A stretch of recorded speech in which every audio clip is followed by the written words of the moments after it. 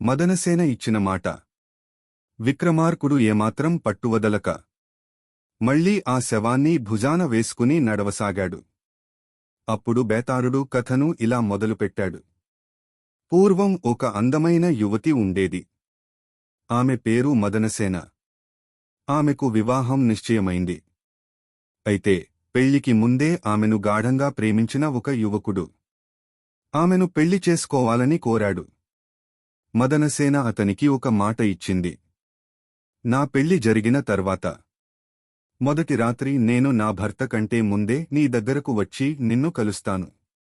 పెళ్లి జరిగింది. మొదటి రాత్రి మదనసేన తన భర్తకు జరిగిన విషయం అంతా నిజాయితీగా చెప్పింది. ఆమె ధర్మనిరతిని చూసి భర్త ఆశ్చర్యపోయి, ఇచ్చిన మాట నిలబెట్టుకోవడం కంటే గొప్ప ధర్మం లేదు. నువ్వు వెళ్ళి అతడిని కలిసిరా అన్నాడు. ఆమె అర్ధరాత్రి వేళ ఒంటరిగా అడవి గుండా వెళ్తుండగా ఒక దొంగ ఎదురయ్యాడు. ఆమె ఒంటిపై ఉన్న నగలు చూసి దోచుకోబోయాడు.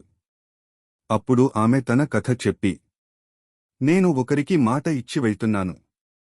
తిరిగి వచ్చేటప్పుడు నీకు నా నగలు అప్పగిస్తాను అంది. ఆమె నిజాయితీకి మెచ్చి దొంగ కూడా వదిలేశాడు. చివరికి ఆమె తన ప్రేమికుడి దగ్గరకు వెళ్ళింది. ఆమె భర్త అనుమతితో దొంగను దాటుకుని తన కోసం వచ్చిందని తెలుసుకున్న ఆ యువకుడు ఆమె పవిత్రతను చూసి మనసు మార్చుకున్నాడు. నువ్వు దేవతవు, నీ ధర్మాన్ని నేను చెడగొట్టను అని ఆమెను గౌరవంగా పంపించివేశాడు. అక్కడితో కథ ముగించిన బేతాళుడు విక్రమార్కుడితో అడిగాడు, రాజా, ఈ కథలో అందరికంటే గొప్ప వ్యక్తి ఎవరు?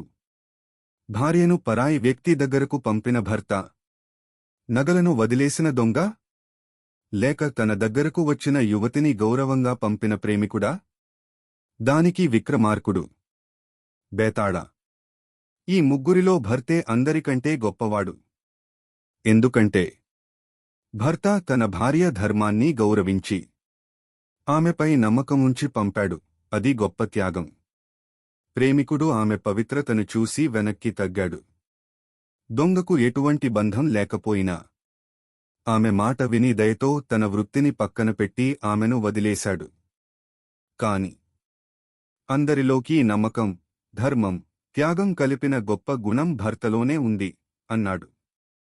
విక్రమార్కుడు మౌనం వీడి సరైన సమాధానం చెప్పగానే బేతాళుడు మళ్లీ నవ్వుతూ చెట్టుమీదికి ఎగిరిపోయాడు. రాజు పట్టుదలతో మళ్లీ శవాన్ని దించి నడవసాగాడు. బేతాళుడు చెప్పే తర్వాతి ఆసక్తికరమైన కథ కోసం తదుపరి భాగం తప్పక చూడండి.